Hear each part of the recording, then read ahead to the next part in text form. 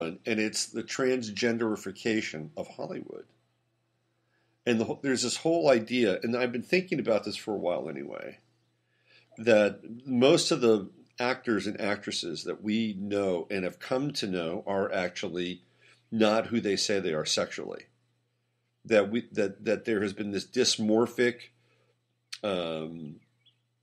sleight of hand that we've been dealing with and experiencing for many, many years, with this whole idea that we would be programmed to think of this person as being beautiful and this person as being masculine, and then that the traits are then transferred upon our brains. So we take it in, and it's very confusing in a lot of ways. And there are a number of examples of actresses and actors who are in this transvestite, transsexual kind of camp. And it's absolutely fascinating. And you go through some of the videos and you look at some of the justifications, and you're like, wow, that really does make sense. One of the most glaring ones is Sandra Bullock. And when you really drill down into Sandra Bullock, you're like, wow, this is bizarre. I mean, you look at her; she's got these really thick legs and thick calves, and she's got the square jaw. And Sandra Bullock is America's sweetheart, who's a male masquerading as a female. Now, you may or may not believe that, but if you look at some of the evidence, it's quite startling, to be honest with you. So I've been delving into this stuff for like the last couple months. I just really haven't talked about it. I haven't addressed it on my website. It's just an area that I've been sort of cruising around, because some of it's nuts. I mean, some of it is really nuts. But then you get into it and you start to look at it. And I was watching The Natural the other night with my son. And it's a great movie. I love The Natural. And who is the great heroine of The Natural? The woman who literally saves Roy Hobbs, the Fisher King. It's Glenn Close. And I started to look at Glenn Close through this lens. And I thought to myself, Glenn Close is a man. Glenn Close is a man. Look at that jaw. Look how thick she is. You know, where are the breasts? Where are Glenn Close's breasts? They're not really all that evident, right? And then I thought of her name, Glenn Close. Of course, the famous transsexual movie that Hollywood loves is Glenn and Glenda by Edward Wood. It's this very bizarre film. The guy who did Plan 9 from Outer Space with Bela Lugosi, Glenn and Glenda. I think Bela Lugosi was in Glenn and Glenda as well. And so then we have Close. Like, Glenn is close. Close enough to be what? A man? Remember her in Fatal Attraction? Remember how vicious and violent and strong she was in Fatal Attraction? Anyway, I'm just climbing down this rabbit hole again because I think it's absolutely fascinating. And some of it I don't agree with. Like this guy on peaceofmindful.com says that Dr. Phil is Freddie Mercury. And, you know, there's a big height disparity there. Freddie Mercury's 5 foot. He was 5'9.5". Phil McGraw's probably closer to 6'2". I don't know. I mean, there's some interesting kind of forensics that match.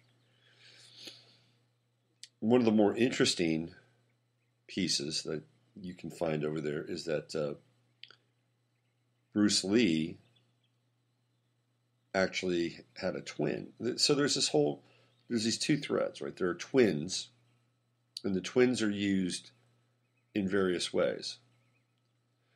For instance, he talks about how there are two Bruce Lees. And there was one Bruce Lee who was the amazing martial artist, and there was the other Bruce Lee who was the actor, kind of the softer actor.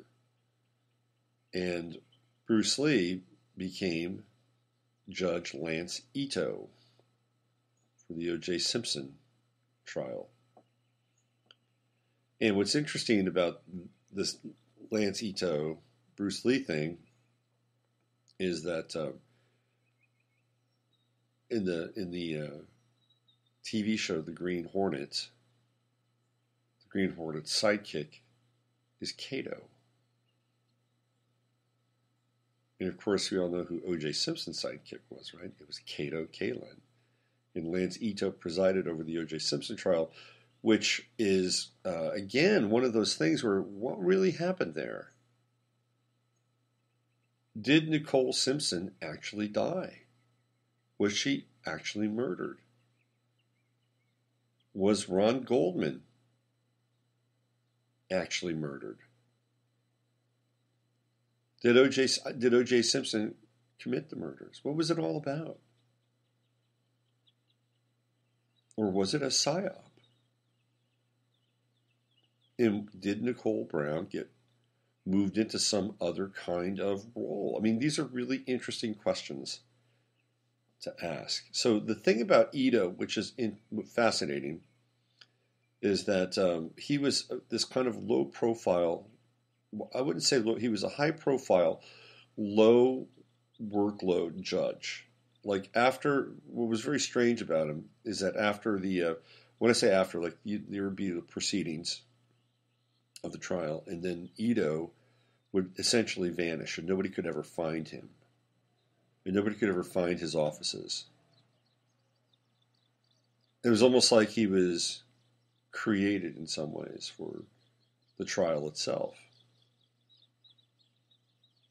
And that OJ and everybody else involved were simply actors.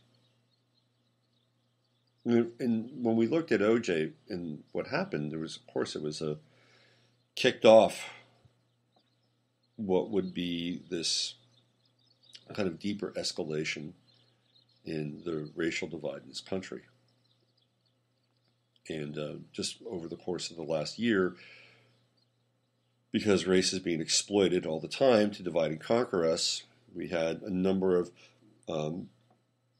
documentaries and TV series about OJ. I mean, it's just ridiculous.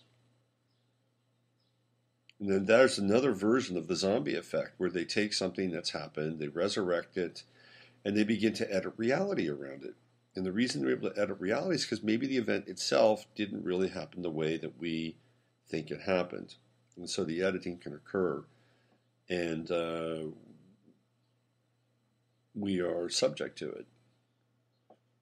So there are two themes here. One, there are twins, actual twins, and the twins have different sets of skills. If you look at George Bush, when he was in office, there clearly were two George Bushes.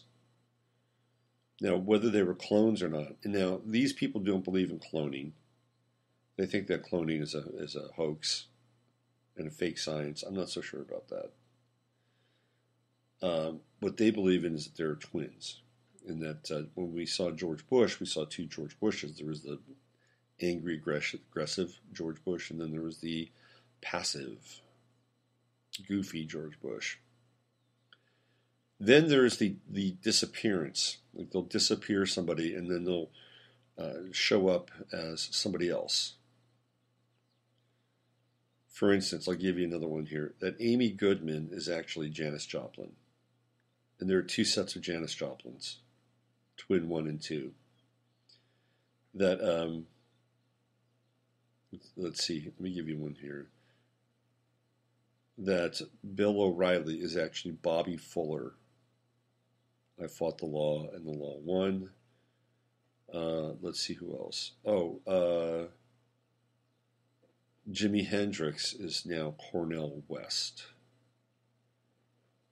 That's another one. And then Tom Hartman, who is the progressive sort of liberal guy, is actually the actor Brandon DeWild. They're the same person. I'm looking at it. I can actually see the connection there in some ways. Fascinating stuff. So here we are, just to bring it back into context about what all this means. So what if most of our actors and actresses that we've come to know and love aren't even the same sex that they pretend to be, or pretend to be, rather? What if people are basically reassigned? What if they're reassigned? And that they have moved from one role to another role? What if there are twins and the manipulation of twins so that they can be in more than one place at a time? Now, this could actually explain a lot about Hillary Clinton and how Hillary Clinton had doubles, which we all know that she did. So what if Hillary Clinton actually was a twin? Or perhaps, and this is quite possible, perhaps Hillary Clinton is a triplet. How about that? And that there was certainly a Hillary Clinton that was sick, and there was certainly a Hillary Clinton that was vibrant. But I think this is an interesting topic of conversation, because ultimately what we're trying to do here is we're trying to untangle this scrim of reality. And we have a lot of variables now at our disposal. And when we pull back and look at it all, it's the Truman Show. It is the Truman Show. We are living in a realm of really profound deception. Really profound deception. And what's happening is that now our bodies are being taxed. And we're being hit with all kinds of junk in our system. And it's difficult to stay on top of our lives and difficult to stay on top of the shifting game as, the planks of reality become undone. So it's incumbent upon us to be able to stay healthy and stay clear, because, it's kind of interesting, really, to figure this thing out. It's not depressing. It is not depressing. It is like the ultimate Dan Brown novel where we are. And I think we're just starting to, put these pieces together. I got to tell you, the trans thing made a ton of sense to me, and has for a while, because it sets up this sense of projection that is completely distorted. Completely distorted. What happens if we ascribe a set of attributes and feelings to people that aren't even kind of real in that way? How does that impact our own relationship with ourselves and the opposite sex? It becomes distorted because we have these series of projections that are rooted in distortion, in illusion. So it's very difficult to even have a real relationship in some ways, because a lot of the things that we've ascribed to aren't even real themselves in terms of our attraction and attributes, which is really why you should just get rid of your TV altogether and have a very, very critical eye when we look at some of this stuff. Now, that light switch may go off in your head, and you may get it. You may have that aha moment. Try sharing that with another person in the way that I've just shared it with you, and they'll tell you you're nuts. It's true. But here we are. We are in this very fascinating phase. The moon is in Sagittarius. It's kind of right there on the galactic center. Saturn's in Sagittarius, and we're using our Saturnian sort of will and discipline and structure and form to get to the nature of truth and authenticity, which is Sagittarius, and we're in that right now. And we will be until the end of the year. Everything's up for grabs. Everything.